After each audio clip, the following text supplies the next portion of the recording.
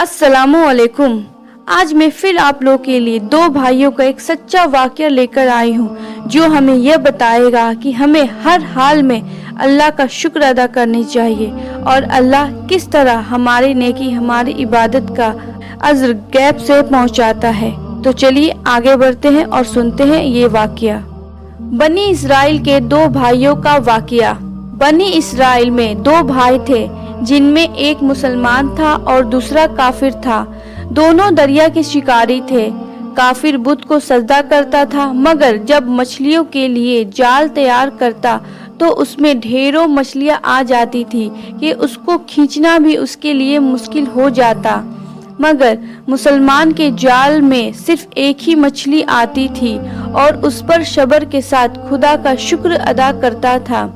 इत्तेफाक एक रोज उस मुसलमान की बीवी अपने मकान के छत पर गई तो उसकी नजर काफिर की बीवी पर पड़ी जो जेवर और बेहतरीन लिबास से आराइस्ता थी। ये देखकर मुसलमान की बीवी के दिल में वसवसा पैदा हुआ कि काश मैं भी ऐसी ही होती। तो काफिर की बीवी बोली, तू अपने शौहर को इस बात पर आमादा कर ले, वह भी मेरे शौहर के माबूद यानी बुत की इबादत किया करे ताकि तू भी मेरी तरह मालदार हो जाए। ये सुनकर मुसलमान भाई की बीवी को कुछ गमज़दा सी होकर नीचे आई और जब उसका शौहर घर आया तो उसने बीवी का हाल देखकर दरियाफ्त किया, आखिर क्या बात है जिससे तू इस कदर गमज़दा मालूम होती है। तो वो कहने लगी, बस मियाँ, तो तुम मुझे तलाक दे दो या अपने भाई के माबूद की इबादत शुरू कर दो। ये सुनकर उसके शौहर ने कहा, खुदा की बंदी, तू खुदा से नहीं डरती? ईमान की दौलत मिलने के बाद ये कुफ्र की बातें करती है।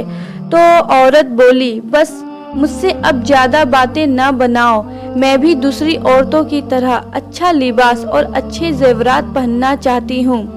जब उस मर्दे मोमिन ने देखा कि ये औरत जिद पर उतर आई है और उसका इशरार हद से बढ़ चुका है तो उसने औरत को तसल्ली दी।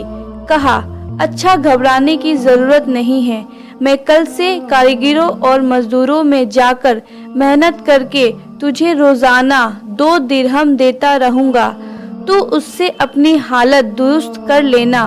ये सुनकर औरत को कुछ तसल्ली हासिल हुई और सवेरे ही वह मोमिन मर्द मजदूरी के तलाश में निकला, लेकिन किसी ने उससे हाल तक न पूछा। ये देखकर वो दरिया के किनारे पहुंचा और शाम तक अल्लाह की इबादत में मशरूफ रहकर रात को जब घर आया तो बीवी ने दरियाफ्त किया, आज तुम कहाँ थे? वह कहने लगा, मैं बादशाह की खिदमत में मशरूफ था, उसने मुझसे 30 दिन काम करने की शर्त की है। औरत ने कहा कि आखिर वह बादशाह तुमको क्या देगा? तो उसने जवाब दिया कि मेरा बादशाह बड़ा करीम है और उसके खजाने मालो दौलत से भरे हुए हैं, वो मुझे वो देगा जो मैं चाहूँगा। चुनांचे इसी तरह बराबर वह अपने माबूदे बरहक की इबादत में मशरूफ रहा और 30वीं रात हुई तो बीवी ने कहा, सुनो मियाँ, अगर कल तुमने मुझे मजदूरी लाकर ना दी तो तुम मुझे लाजमी तलाक दे देना। ये सुनकर उसको इस कदर परेशानी हालत हुई और 30वीं सुबह को उसने एक यहूदी से कहा, क्या तुम मुझे मजदूरी पर लगा लोगे? ये सुनकर यहूदी कहने लगा, हाँ, तुमको मजदूरी तो मिल जाएगी, लेकिन शर्त है कि मेरे पास तुम्हारे खाने पीने का कोई इंतजाम ना होगा। चुनांचे वह मर्द मोमिन रोजे की नियत करके यहूदी के साथ हो लिया। अल्लाह ताला के हुक्म से एक फरिश्ते 29 अशरफियां एक नूरानी ताबूक में लेकर उसकी बीवी के पास पहुंचा और कहने लगा, मैं बादशाह का काशिद हूँ, उसने ये अशरफियां लेकर मुझको तेरे पास भेजा है और फरमाया है कि तेरा शौहर मेरे पास काम में था, हमने उसको न छोड़ा, यहाँ तक कि उसने हमको छोड़ दिया और यहूदी के पास चला गया। अगर वो हमारा काम करता तो हम उसको और ज्यादा उजरत देते, बस ये एक अशरफिया की कमी इस वजह से है। चुनांचे वह औरत उन असरफियों में से एक असरफी लेकर बाजार गई। सोनार ने उसकी 1000 कीमत औरत के हाथ में रख दी। जब शाम को वह मोमिन मर्द घर वापस लौटा तो औरत ने उसे दरियाफ्त किया, आज तुम कहाँ थे? उसने जवाब दिया कि आज मैं एक यहूदी के काम पर गया हुआ था। तो बीवी कहने लगी कि आखिर बादशाह की खिदमत तर्क करके तुम दूसरे की खिदमत क्यों करते हो?